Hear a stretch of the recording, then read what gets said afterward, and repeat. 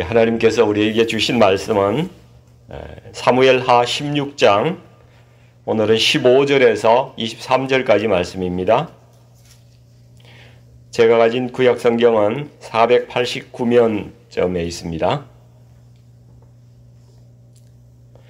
사무엘하 16장 15절에서 23절까지 말씀을 같이 합독하시겠습니다. 압살롬과 모든 이스라엘 백성들이 예루살렘에 이르고 아히도벨도 그와 함께 이른지라. 다윗의 친구 아렉 사람 후세가 압살롬에게 나아갈 때에 그에게 말하기를 왕이여 만세 왕이여 만세 하니 압살롬이 후세에게 이르되 이것이 내가 친구를 후대하는 것이냐 내가 어찌하여 내 친구와 함께 가지 아니하였느냐 하니 후세가 압살롬에게 이르되 그렇지 아니하나이다. 내가 여호와와 이 백성 모든 이스라엘 택한 자에게 속하여 그와 함께 있을 것이니이다. 또 내가 이제 누구를 섬기리이까? 그야 아들이 아니니까 내가 전에 왕의 아버지를 섬긴 것 같이 왕을 섬기리이다 하니라. 압살롬이 아히도벨에게 이르되 너는 어떻게 행할 계략을 우리에게 가르치라 하니 아히도벨이 압살롬에게 이르되 왕의 아버지가 남겨두어 왕궁을 지키게 한 후궁들과 더불어 동침하소서. 그리하면 왕께서 왕의 아버지가 미워하는 바 됨을 온 이스라엘이 들으리니 왕과 함께 있는 모든 사람의 힘이 더욱 강하여지리이다 하니라. 이에 사람들이 압살롬을 위하여 옥상에 장막을 치니 압살롬이 온 이스라엘 무리의 눈앞에서 그 아버지의 후궁들과 더불어 동침하니라. 그때 아히도벨이 베푸는 계략은 사람이 하나님께 물어서 받은 말씀과 같은 것이라. 아히도벨의 모든 계략은 다윗에게나 압살롬에게나 그와 같이 여겨졌더라. 아멘. 네, 오늘 이 말씀으로 아히도벨의 모략을 버리고 하늘의 지혜를 따라 삽시다 하는 말씀으로 같이 말씀을 나누겠습니다. 이제 압살롬이 오늘 본문에 보니까 왕으로 예루살렘에 입성합니다. 다윗과 압살롬은 어떤 차이가 있을까요? 한 사람은 하나님께서 세우신 왕이고 한 사람은 자기 스스로 왕이 된 사람입니다. 여기서 우리가 생각해 볼 점은 우리에게는 과연 누가 왕이냐 하는 것입니다. 하나님께서 세우신 우리의 왕은 오직 예수 그리스도 우리 주이십니다. 그분만이 나의 통치자가 되어야 하는 것이죠. 근데 사람들이 지금 보니까 압살롬을 지지하고 그를 왕으로 세우고 예루살렘으로 들어오고 있습니다. 내 안에 예수 그리스도가 아닌 다른 것을 왕으로 세워서 기뻐하고 막 감사하고 이렇게 하면서 만세 부르면서 이렇게 살아가고 있지 않은지 우리 스스로를 한번 돌아보자는 것입니다. 나는 누구에게 나를 통치하도록 그렇게 맡겼습니까? 예수 그리스도이십니까? 네. 아니면 압살롬같이 내가 스스로의 왕이 되어서 그렇게 살아가고 있지 않은지 이것을 우리가 분명히 구별하고 분명히 하여야 된다는 것입니다. 또 오늘 본문에 보니까 아히도벨이 압살롬과 함께 예루살렘에 들어왔습니다. 성경에는 아히도벨의 아들이 엘리엄이라고 이렇게 나오고 있어요. 근데 엘리엄은 사무엘하 23장에 가서 보면은 이제 다윗의 용사 중에 한 사람으로 기록되어 있습니다. 예. 엘리엄이 아히도벨의 아들인데 그 아들이 다윗의 용사예요. 또 밧세바가 엘리엄의 딸이라고 나와 있어요. 그러면은 이 아히도벨이 바로 밧세바의 할아버지라는 것입니다. 이 아히도벨도 이 다윗하고 좀 비슷한 연령의 오히려 다윗과 친구같이 지냈을 그러한 사람이라는 것이죠. 그런데 그가 다윗을 배신합니다. 성경에는 아히도벨이 왜 다윗을 배신하였을까? 여기에 대해서 전혀 언급이 없어요. 그래서 우리가 다만 추측해 볼 따름입니다. 우리 성도님들도 왜 아히도벨이 다윗을 배신했을까? 한번 생각을 한번 해보세요. 이유가 뭘까요? 만약 내 친구가 시집간 내 손녀딸이 있는데 그 손녀딸을 불러다가 강제로 범하고 그 손녀 사이를 죽이고 가장을 파탄시키고 그 어린 그 시집간 손녀딸을 자기 아내로 삼아서 데려갔다면은 여러분은 그 친구에게 분노하지 않겠습니까? 수긍이 가시죠. 아마도 아히도벨은 다윗에 대해서 말은 안 했지만은 감추어진 분노가 있었을 것 같아요. 여기서 또 한 사람 등장하는 사람이 다윗의 친구 후세입니다. 다윗이 후세를 압살롬 진영으로 이제 들여보내요. 이 손자병법이라는 전략이 있지 않습니까? 손자병법의 그 유명한 전략 중에 하나로는 사항계라는 게 있어요. 거짓 사자, 항복할 항자에 대해서 사항계라고 그래요. 거짓으로 적에게 투항하고 적의 약점을 파악해서 이제 적을 무너뜨리는 그러한 전술이죠. 세계의 많은 전쟁사에도 이 사항계를 이용해서 이 전쟁을 승리하는 그러한 일이 많았어요. 유명한 삼국지의 그 적벽대전, 양자강 하류에 있는 이 적벽대전에 전투를 하게 되는데요. 그 위나라, 조조의 위나라와 유비와 이 오나라의 연합군이 싸우는 그런 전쟁이거든요. 그 나라의 거기에서도 오나라의 황계라는 장군이 위나라에 거짓 항복하는 전술로 조조를 속여가지고 승리한 그런 전쟁이에요. 여기서 다윗이 두 가지 전술을 구사하고 있는데 압살롬 진영의 제사장들을 연락책으로 그 보고책으로 남겨두었거든요. 그래서 그들을 통해서 미리 정보를 싹 입수해 가지고 적절히 사전 대항하고자 하는 이 정보전, 첩보전을 하고 있고요. 또 하나는 후세를 압살롬 진영의 거짓으로 이제 항복시켜 가지고 전술에 혼란을 주는 이 상계 전략을 쓰고 있는 것입니다. 다윗이 15장 31절에 여호와께 이렇게 기도합니다. 원하옵건대 아히도벨의 모략을 어리석게 하옵소서 이렇게 기도했어요.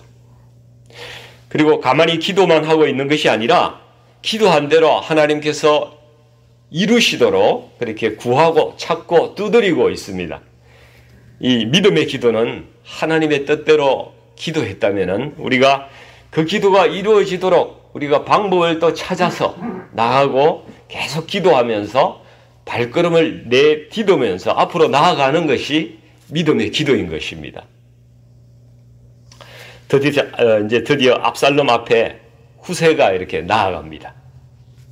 그 말씀이 이제 나오죠. 후세가 다윗의 사람이라는 것을 압살롬도 잘 알고 있어요. 그렇기 때문에 후세는 사실 자기 생명을 걸고 죽으면 죽으리이다 이런 마음을 가지고 이 압살롬 앞에 나아가고 있는 것이죠. 압살롬이 신임을 얻지 못하면은 이게 후세의 거짓 항복 작전이다 이게 들키면은 후세가 어떻게 되겠습니까? 당장 죽는 것이죠. 굉장히 위험 부담이 큰 그런 전략입니다. 그래서 본문 16절에 보니까 다윗의 친구 아렉 사람 후세라고 이 사람을 소개하고 있지 않습니까? 그가 누구의 사람인지 본문은 정확하게 알려주고 있습니다. 다윗의 친구라는 것이죠. 그리고 후세는 압살롬에게 나아가서 왕이여 만세, 왕이여 만세 이렇게 하면서 충성심을 표합니다. 그러나 우리가 눈여겨볼 점은 후세가 압살롬 왕이여 만세 이렇게 하지 않는다는 것입니다. 겉으로는 압살롬에게 충성하는 것처럼 보이지만은 후세는 속으로는 다윗 왕이여 만세 이러고 나갔을 수가 있는 거죠. 마음은 그랬을 것입니다. 그러나 압살롬도 이렇게 만만한 사람이 아니라는 것입니다. 이제 후세가 다윗을 배반하는 것을 비꼬아서 17절에 이렇게 말합니다. 이것이 내가 친구를 후대하는 것이냐? 내가 어찌하여 내 친구와 함께 가지 아니하였느냐? 후세에게 다윗을 따라가지 않은 의도를 신문하는 거예요. 과연 후세는 어떻게 압살롬을 속일 수 있을까요? 이 사항계 전략을 어떻게 성공시킬 수 있을까요? 흥미진진하지 않습니까? 개봉박두.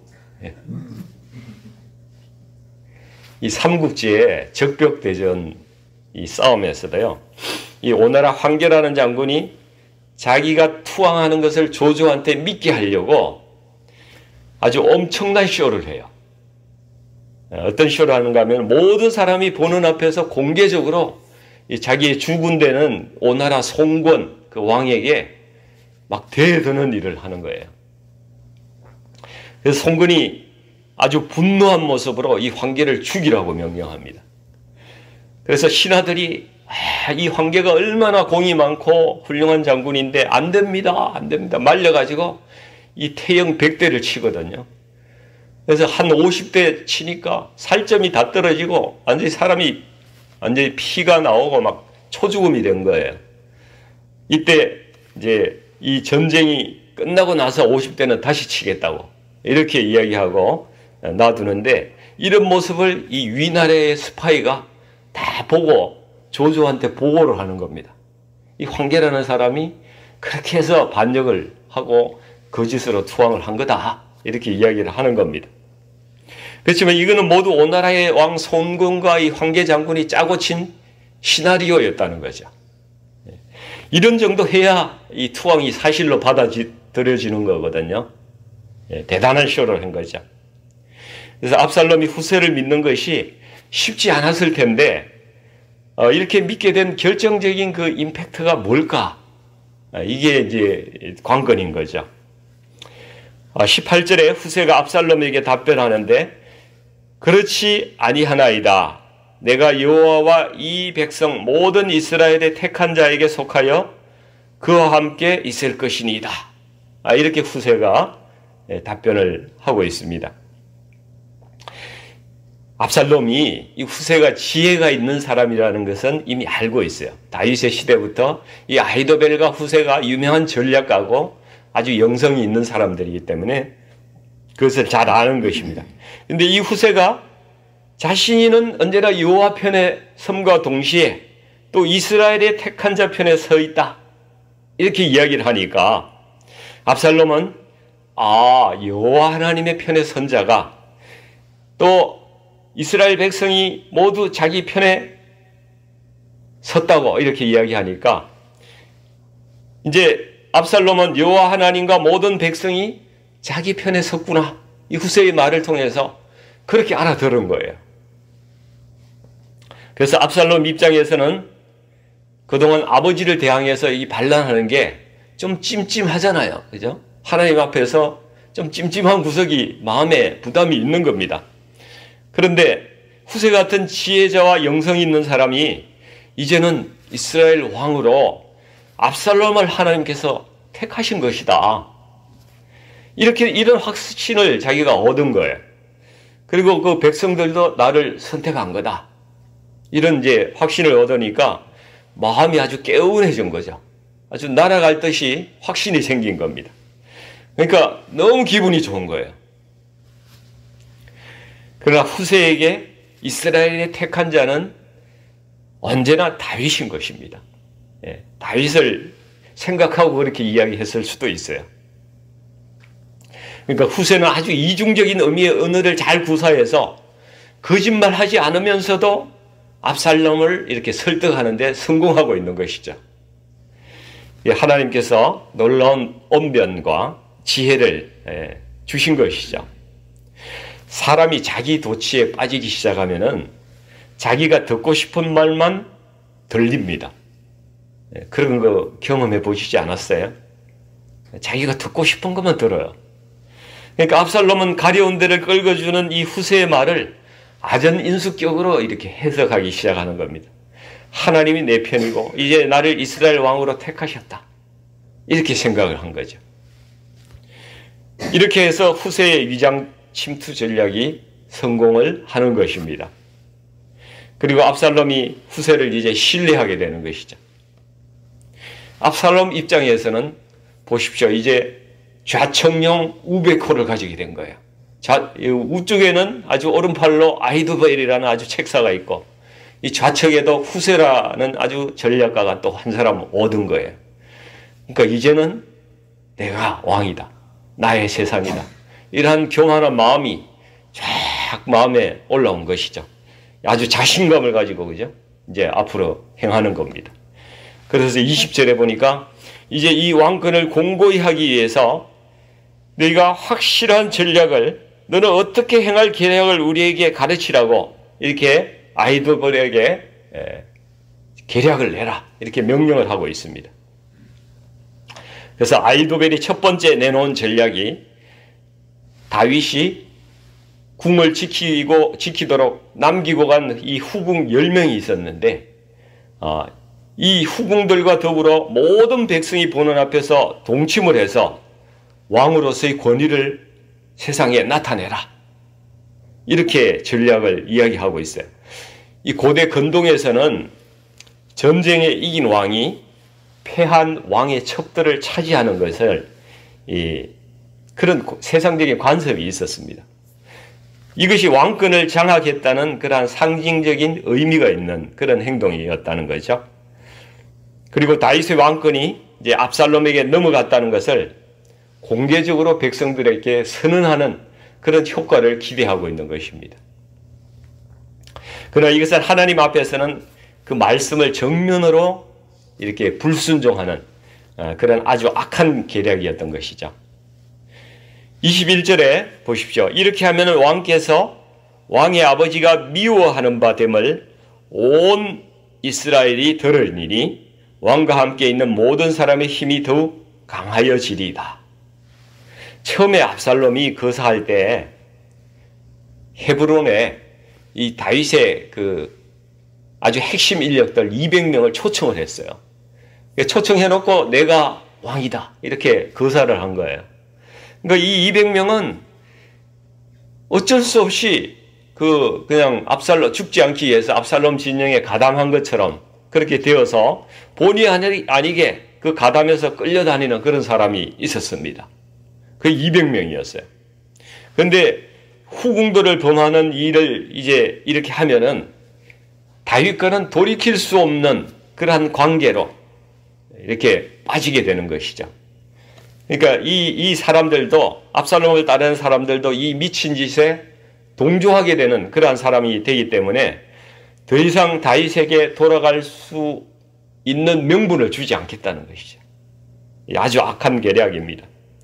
이 아히도벨의 전략은 아주 당돌하고 여러 가지 복선이 깔린 그런 아주 망극적인 정치적인 행위인 것이죠. 그들로서는 나름대로 최선의 지혜를 펼쳐낸 그야말로 이제 성공적인 작전이라고 생각하고 아주 이 모략을 펼쳐내는데, 이건 사실 모두 이미 다윗이 범죄했을 때에 여호와 하나님께서 나단의 입을 통해서 다윗에게 이미 예언하신 그러한 말씀이죠. 백주에 내가 한 일을 내가 백주에 드러내서 하겠다고 하나님께서 말씀하셨잖아요. 여기서 하나님이 예언하신 말씀이 어떻게 이루어졌는지 우리가 잘 보아야 합니다. 22절에 보세요. 사람들이 압살롬을 위하여 옥상에 장막을 치니, 이렇게 이야기합니다. 옥상에 장막을 치고 그 후궁들을 욕보이는 일을 했다는 것입니다. 이 옥상은 어떤 곳입니까? 이 옥상은 다윗이 엄난한 마음을 품고 밧세바를 내려다본 바로 그 장소입니다. 바로 그 장소에서 실제로 압살롬이 다윗의 첩들을 욕보이는 그러한 일이 일어나고 있는 것입니다. 참 하나님의 말씀은 정확하고 놀랍고 또 무섭지 않습니까? 하나님께서 우리의 죄악을 보응하실 때에는 이와 같이 모든 것이 백주하에 다 드러나게 하신다는 것입니다. 우리가 하나님을 참 두려워해야 합니다. 우리가 만약 이러한 죄를 지었다면 하나님 앞에 정말 완전히 통회하고 자복하고 회개해서 거룩한 심령으로 빨리 돌아와야 한다는 것이죠. 이 아히도벨의 계략은 이 범죄한 다윗에 대해서 징벌로 하나님께서 이미 말씀하신 것이죠. 그렇다면은 한번 생각해 볼 점이 있습니다. 이 계략이 하나님께서 미리 세우신 계략인가요? 아닙니다. 하나님은 악한 계략을 결코 세우시거나 행하시는 그런 분이 아니시라는 겁니다. 아히도벨의 마음이 이 계략을 낼 것을 하나님은 미리 아셨어요. 미리 안 것은 사실이지만 그것을 허락하시고 그것을 내버려 두셨다는 것입니다. 왜냐하면 이들을 심판하시려고 이미 작정을 하셨기 때문에 하나님이 내버려 두신 것입니다. 하나님이 사랑하시는 자는요, 죄를 짓더라도 그냥 내버려 두지 않으세요. 그러나 심판할 자는 그냥 내버려 두신다는 것입니다. 이 계략은 사단이 아히도벨을 사주하고 그래서 일으킨 것이고요. 그 생각을 압살롬이 받아들인 것입니다. 그래서 그는 이 압살롬은 느우벤과 같은 죄를 지은 것이죠. 아비의 침상에 오른 거예요. 레위기 18장 8절에 보면은 너는 내 아버지의 아내의 하체를 범하지 말라. 이는 내 아버지의 하체니라. 아히도벨의 계략은 하나님의 이 율법을 정면으로 불순종하는 그런 악한 계략입니다. 하나님께서 이렇게 행한 자는 반드시 죽이라고 이렇게 말씀하시는데도 불구하고 이런 짓을 저지른 거예요.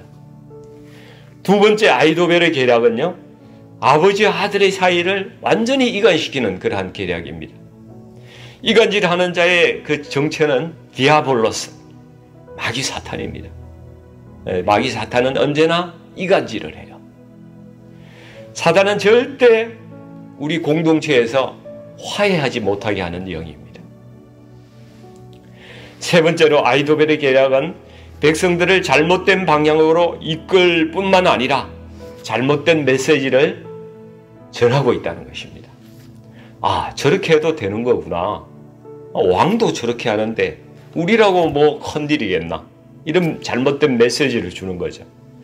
음행의 영이 온 이스라엘에 퍼져나가게 하는 그런 악한 계략입니다. 그래서 교회의 지도자 되는 사람들은 예수 그리스도 앞에서 정말 올바르게 서지 않으면 안 되는 겁니다. 공동체의 지도자의 책임이 여기에 있는 겁니다. 이 목사를 비롯해서 교회의 직분자들이 더 조심하고 경건한 그러한 삶을 지켜나가야 하는 이유인 것이죠. 이 네 번째는 아히도벨은 다윗에게 밧세바의 일을 복수하려고 이렇게 했는지 모르겠지만은 그의 계략은 이 밧세바가 겪었던 가정의 슬픔을 또 다른 사람에게 이렇게 다시 겪게 하는 그러한 악한 계략입니다. 생각해 보십시오. 이 위에 이 다윗의 후궁들, 이 다윗의 첩들의 삶은 그야말로 지옥 같은 삶을 그 인생을 살아가지 않았을까요? 비참한 삶을 살았을 것입니다. 로마서 1장 28절에 그들이 마음에 하나님 두기를 싫어하며 하나님께서 그들을 그 상실한 마음대로 내버려 두사 합당하지 못한 일을 하게 하셨다. 이렇게 말씀합니다. 세상에서 정욕대로 마음대로 살면서 하나님을 마음에 두기를 싫어하는 사람은 하나님께서도 내버려 두신다는 사실입니다. 하나님께서 간섭하지 않고 내버려 두시면은요, 사람들이 다 이렇게 돼요. 그리고 그것이 하나님께서 이미 심판하신 것이라고 말씀합니다. 그래서 아히도벨과 압살롬은 하나님께 버림을 당하고 맙니다. 스스로 목숨을 끊은 사람, 칼에 찔려서 인생을 비참하게 마치고 마는 그런 결과를 가져옵니다. 이 세상에는 하늘로부터 오는 지혜가 있고요. 또 사람의 지혜나 꾀로 하는 계략들이 있습니다. 내가 하고 있는 일을 한번 잘 점검해 보십시오. 나는 과연 하늘의 지혜로 살아가고 있느냐? 아니면 나의 욕심과 욕망으로 모략을 내고 그렇게 꾀를 부리며 살아가고 있는가? 세상에는 두 우려가 있습니다. 지금 얼마나 많은 사람들이 아히도벨과 같은 모략을 내면서 살아가고 있는지 모릅니다. 우리가 회개해야 합니다. 속히 버릴 것은 버리고 바로잡을 것은 바로 잡아야 합니다. 하나님 말씀으로 성령의 인도하심 가운데로 우리가 언제나 삶을 살아가야 하는 것이죠. 우리 성도님들은 세상의 모략이 아닌 오늘 하나님께서 주시는 하늘의 지혜로 오늘도 살아가시는 저와 여러분의 삶이 되시기를 주님의 이름으로 간절히 축원드립니다. 같이 기도하겠습니다. 하나님 아버지, 이 땅은 아히도벨의 모략이 판을 치는 그러한 세상이 되었습니다. 또 그렇게 하지 아니하면 뒤처질까봐 두렵기도 하고 경쟁에서 떨어질까봐 두려워서 그렇게 따라가는 사람들도 많습니다. 아버지 하나님, 저희가 이 세상을 의지하지 아니하고 세상을 바라보지 않고 하나님을 바라보게 하여 주시옵소서. 오직 말씀만 순종하고 하늘의 지혜, 성령님께서 주시는 지혜를 따라서 모든 삶을 살아가는 저희들 되게끔 하나님, 저희에게 언제나 성령으로 충만케 하여 주시옵소서. 죄악을 엄히 다스리시는 이 하나님의 성품을 우리가 알게 하여 주시고, 우리가 하나님 앞에서 거룩한 삶으로 온전히 설 수 있는 그러한 사람으로 살아갈 수 있도록 하나님, 저희를 도와주시옵소서.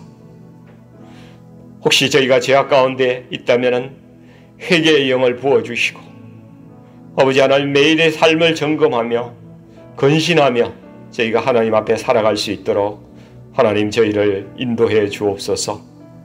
오늘도 주님, 저희를 붙잡아 주시옵소서. 예수님의 이름으로 간절히 기도하옵나이다. 아멘.